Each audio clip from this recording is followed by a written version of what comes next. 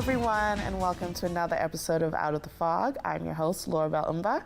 Today, this episode is going to be focused on mental health. We're in the midst of Mental Health Week, and what better time to talk about what mental health means within Newfoundland and Labrador. I'm going to be joined by three amazing guests, and we're going to have a lovely panel discussion about what mental health it looks like within our province. So sit back, relax, and let's get into it.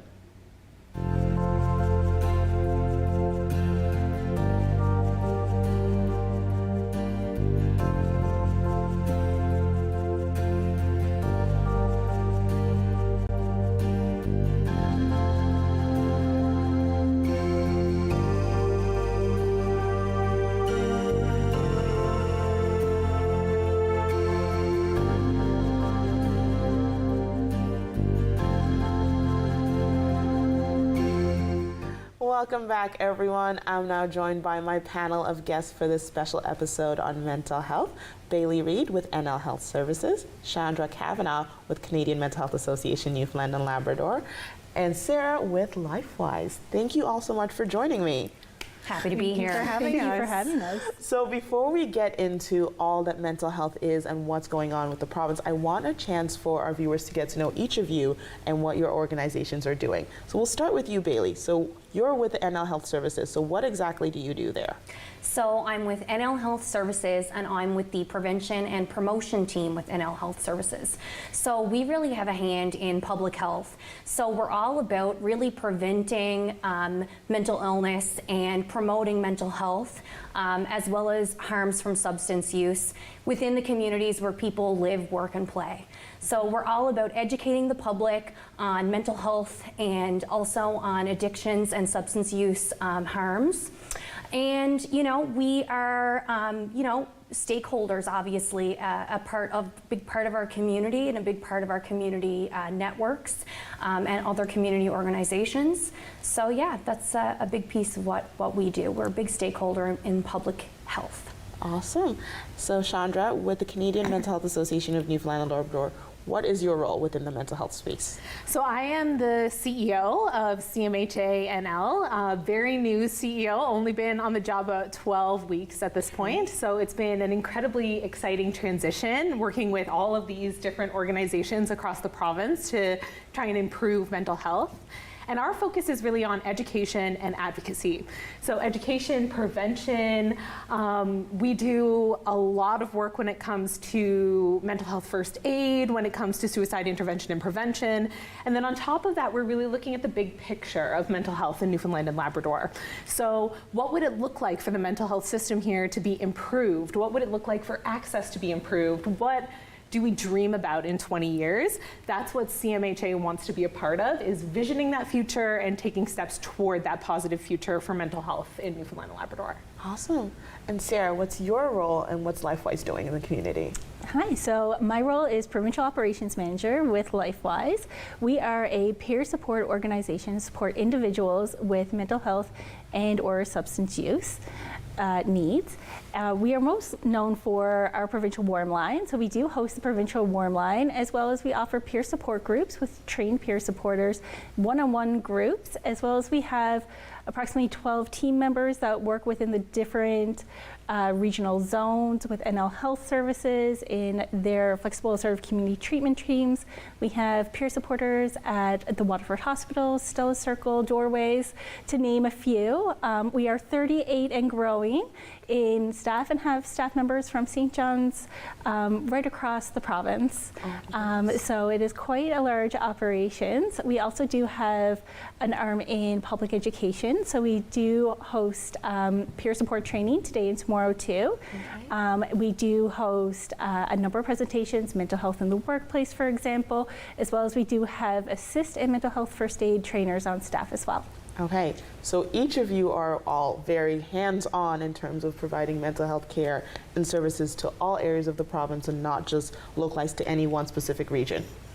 Absolutely. Okay, that's great to know. So, because I know when a lot of people think access to care and services, they think it's usually only located within the Avalon region or in St. John's, and then if you fall anywhere outside of that area, you're kind of on your own when it comes to availing of things. It's a huge concern, actually. inequitable access to care across the province. And it's something that we at CMHA have been concerned about and are in the process right now of opening our first office in Labrador. That'll happen over the course of the next month. And we're incredibly proud of that. But the fact that we hadn't had an office in Labrador prior to this, I think, goes to show that there are areas in the province that are provided a ton of resources, and there are areas in the province that are unfortunately overlooked. And I think all of our organizations are working toward rectifying that. Okay. Absolutely. I think the geographical range of Newfoundland and Labrador as well, in being so rural. At Lifewise, we do have 3 provincial offices, one in St. John's, one in Clarenville, and one in St. John's, one in Grand Falls, Windsor, and then one in Stephenville.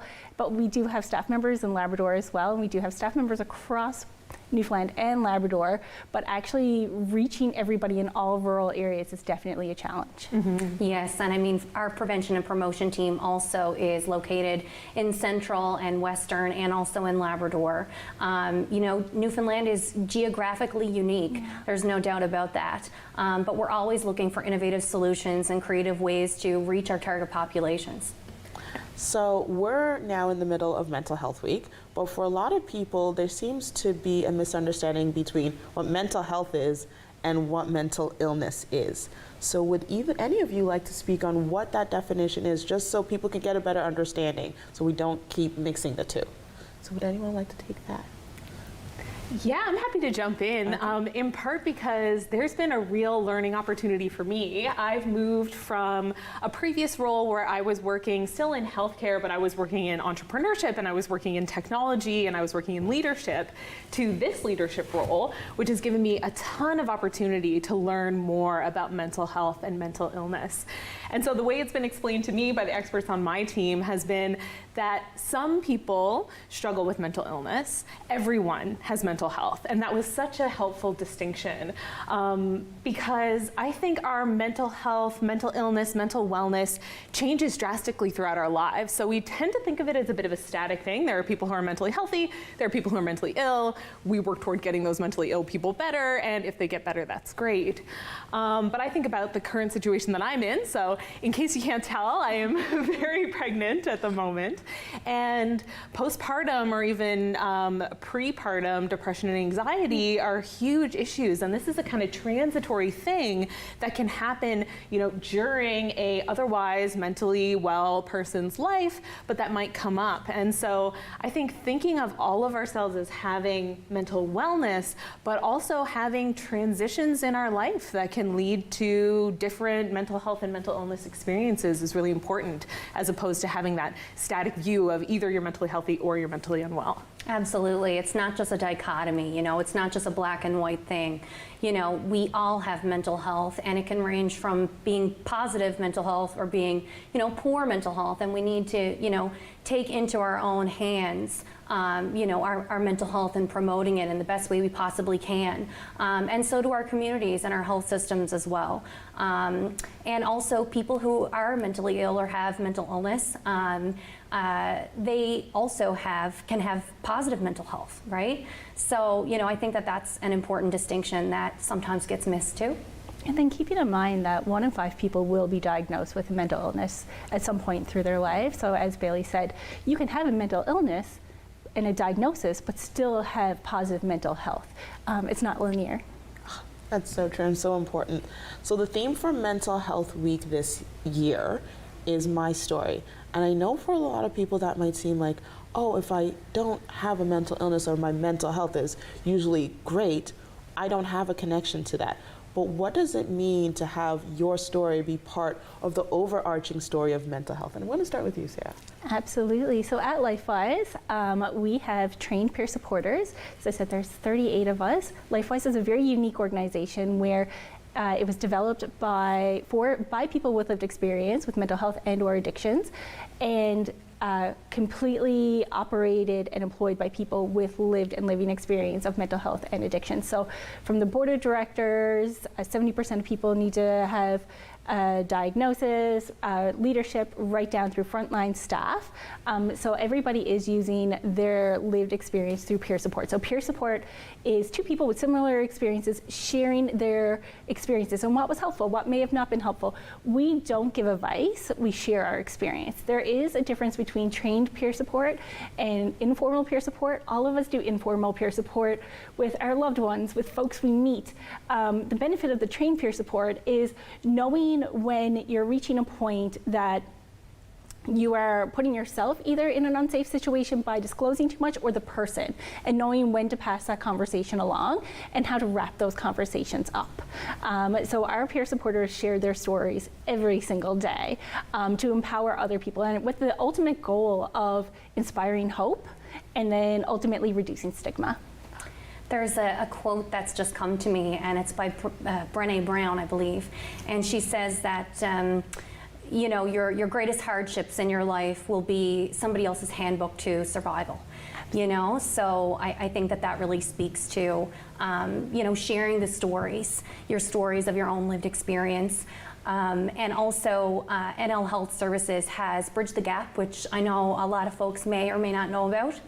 And Bridge the Gap, we have something there called the Wall of Hope, where people get to write a lot of their lived experience stories and a lot of their positive experiences. So that's something really beautiful to go in and to navigate and sort of reflect upon and see, you know, that you know, there is hope, right? There is hope to be had. And stories, you know, they fill us with a lot of positivity, a lot of hope, and they're really interesting to us. And I think that being the national slogan for CMHA this Mental Health Week, I just think it's really, really fitting. So Chandra, we have 1 minute before we go to our break. So what does my story mean for CMHA here in Newfoundland and Labrador? One of the things that I see when I hear the idea of my story, and we're working on a campaign where we've reached out to local artists, actors, celebrities to tell their story and to share that with the public, is to see how far we've come. Because once upon a time, this was such a taboo subject. We still talk about mental health stigma and the problems that it causes. But all of a sudden, we're able to have this My Story theme, and there's a huge amount of uptake. And as you're both saying, this has such a tremendous positive impact on people who otherwise may feel uncertain about sharing their story. So I think that My Story really represents decades of progress. And really breaking down stigma as well. So, yeah. So that's really fantastic. I'm going to put a pause on our conversation for a minute. Because I'm sweaty. We'll go into a break, and then we'll be right back, everyone.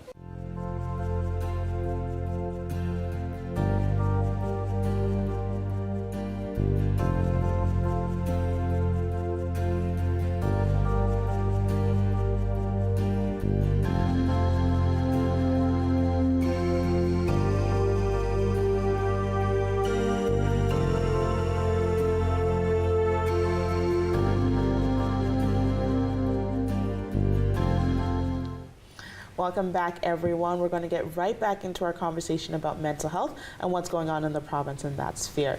So when we look at the availability of mental health services right now, we've heard from community that there seem to be a few gaps. So in a dream world where everyone's needs were being met, what does mental health service provision look like in Newfoundland and Labrador? I'm going to start with you, Sarah.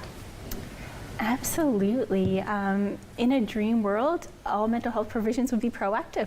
Okay. We would have education in, you know, starting at preschool, kindergarten, right through high school, being aware of, you know, the difference between positive mental health and mental illness, being aware of supports that exist, and being aware of, you know, signs and symptoms that your mental health may be becoming negative, in order to be a little more proactive. So when I think about like the ideal situation, I think about being able to be proactive in every area. As we already talked about, the geographical reach of our province, in, you know, being so rural and such, does definitely make that a little more challenging. E-mental health has been huge in helping with that.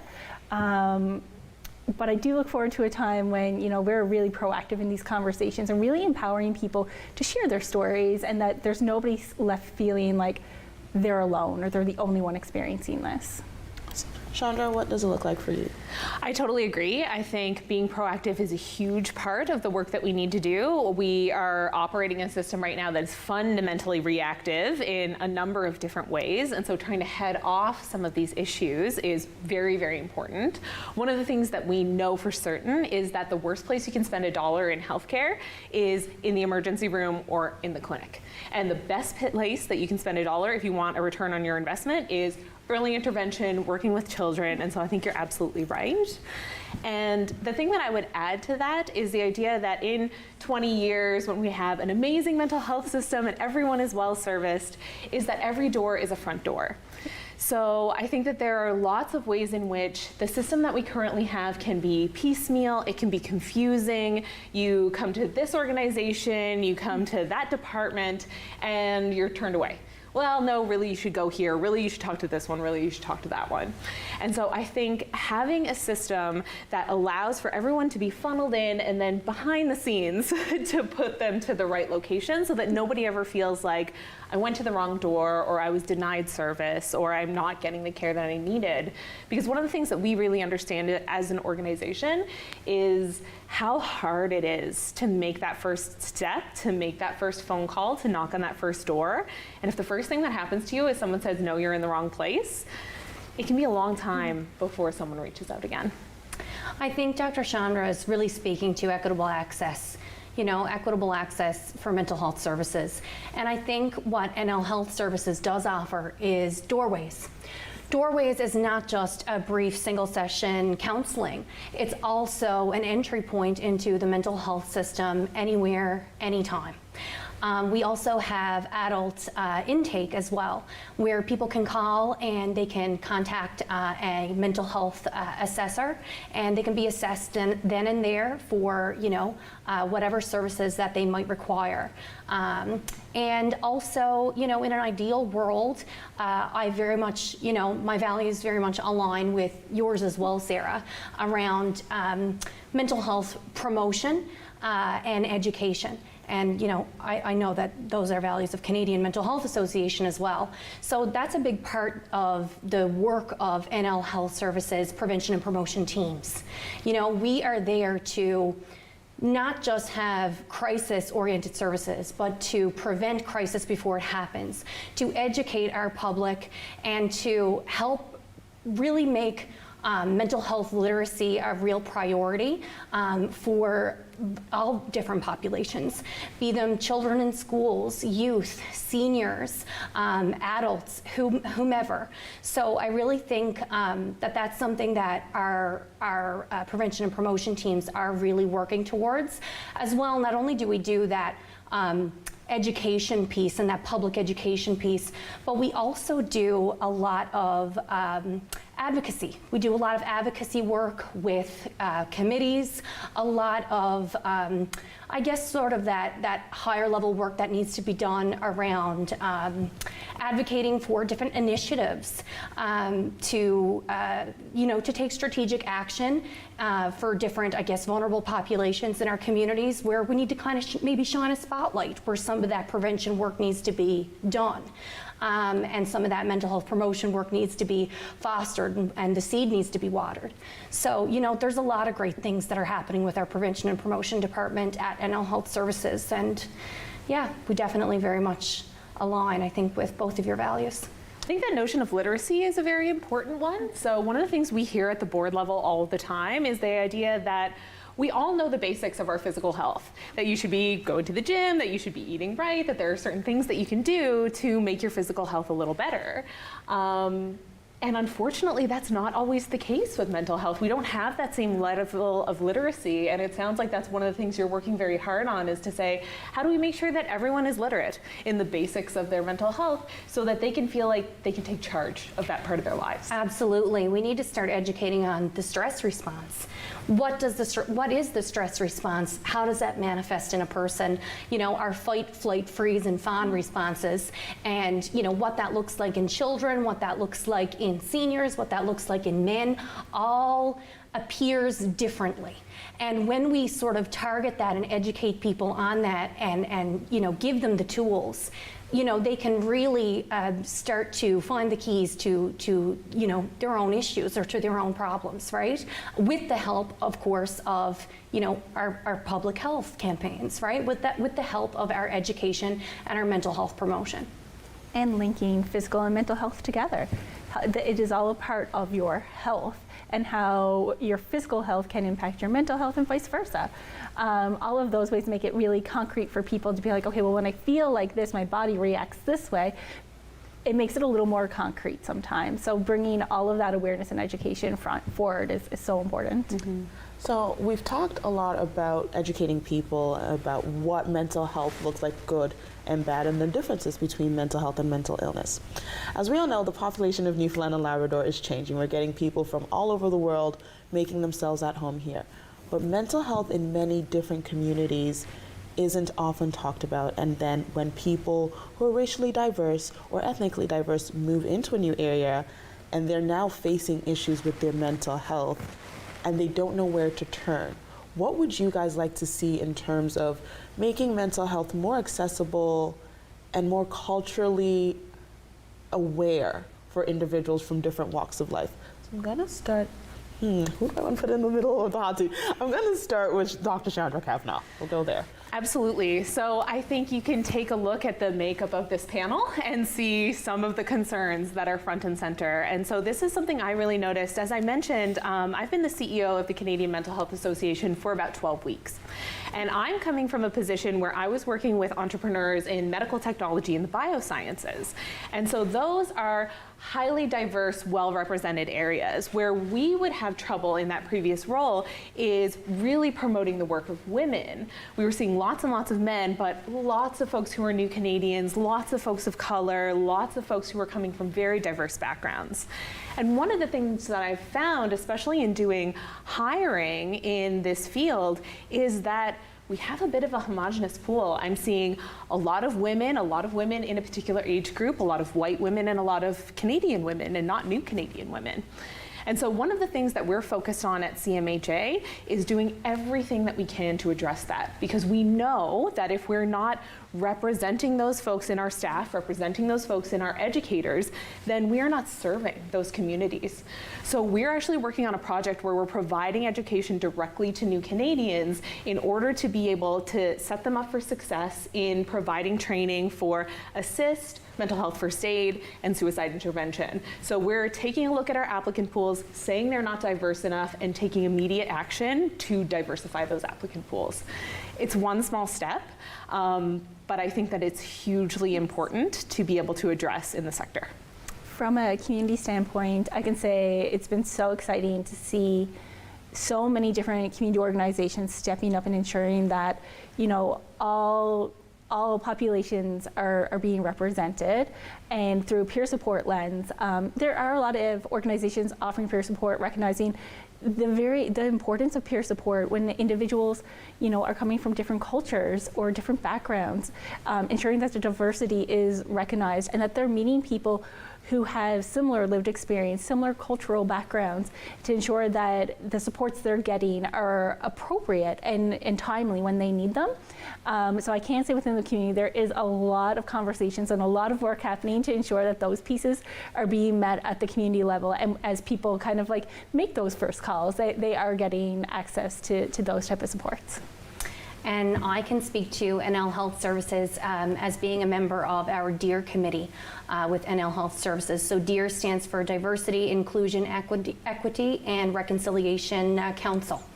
And so being seated on this council, we have just made a call for applicants across the organization internally, and we received a great number of applications. And now we have a very, very diverse council, and it's just phenomenal to sit in those meetings and to listen to, I guess, a lot of the ideas for strategic action that are going to be taking place. So that's a really exciting piece of my work and what's happening within NL Health Services. So a lot of good and exciting work to come.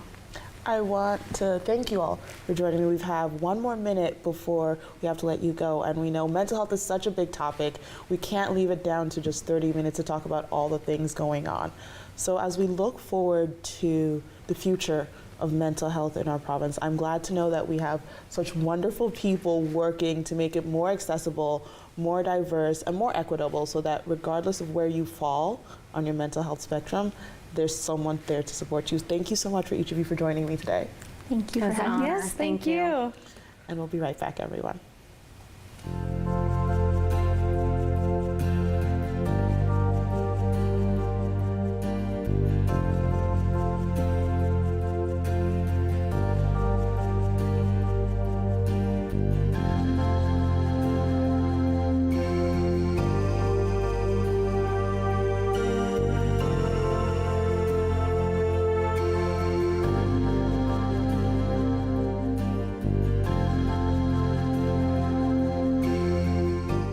I want to give a very special thank you to all my guests for joining me today. Talking about mental health is something that they're all very passionate about. We invite you this week to get in touch with yourself and check on your mental health. The NL Health Services invites you to be part of the Hike for Mental Health by taking some time and getting out into nature. Feel free to join CMHA NL's campaign, My Story, by typing your story and sharing it on social media with the hashtags MyMentalHealth and My Story. And we also invite you that if this episode touched you specially, to reach out to the warm line to feel free to find someone to talk to. Thank you so much for joining me again, and we'll see you guys next time.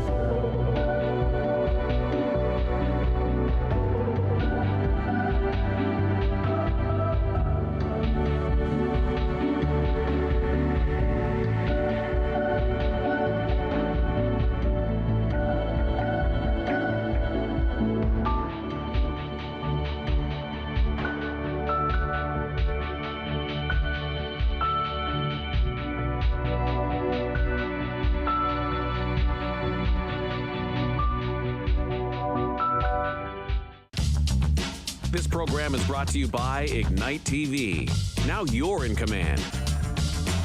Visit Rogers.com for more details.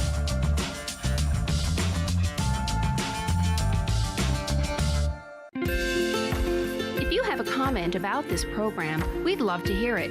Email or call us or send us your feedback through social media. It was my daughter's birthday. She was blowing out the candles on her cake when we heard coming from the TV. So we stopped and